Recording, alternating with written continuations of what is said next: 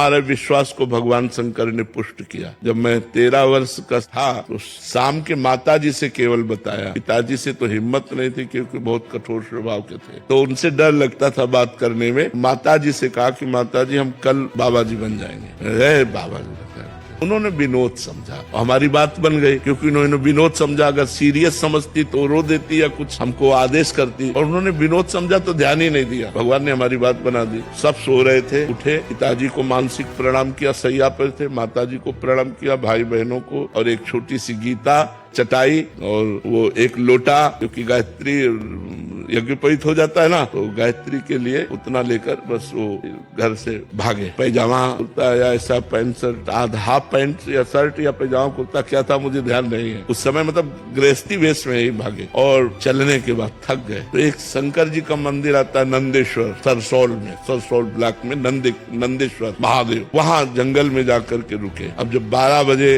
भूख लगी, क्योंकि सुबह से कुछ न कुछ घर में मिल जाता था, सुबह तो मिला नहीं, चलते चले आए। अब दोपहर के 12 बज गए, भूख लगी, तो पहली बार हमारे मन में प्रश्न उठा, कैसे जीवन निर्वाह होगा, जीवन निर्वाह कैसे होगा, कहाँ रहेंगे, कहाँ जाओगे। तुरंत हम कहा ये तो हमको परास्त कर देगा प्रश्न। तुरंत हम कहा भगवान जैसे रखेंगे, हम भूखों मर जाएंगे लेकिन घर नहीं जाएंगे, हर कष्ट सहेंगे। इतने में एक आदमी आ गया, हमारे विश्वास को भगवान ने तुरंत पुष्ट किया। एक आदमी आ गया, उसने कहा बच्चा यहाँ एक सूर स्वामी रहते थे, जानते हो क्या? तो हम कहा हम यहाँ नए आए, हम जानते किसी को नहीं। कमंडल खोला, 1 लीटर दही होगा, मीठा दही, गांव के दूध गड़वा का लाल लाल दही, लाल रंग का हो गया। बोला तुम पी लो, अब हम वापस नहीं ले जाएंगे, उनके लिए लाए थे, वो है नहीं तो आप पी लो। वो संत कहीं चले गए होंगे, हमें सब कुछ लगे। हम कहा हम क्यों पी ले?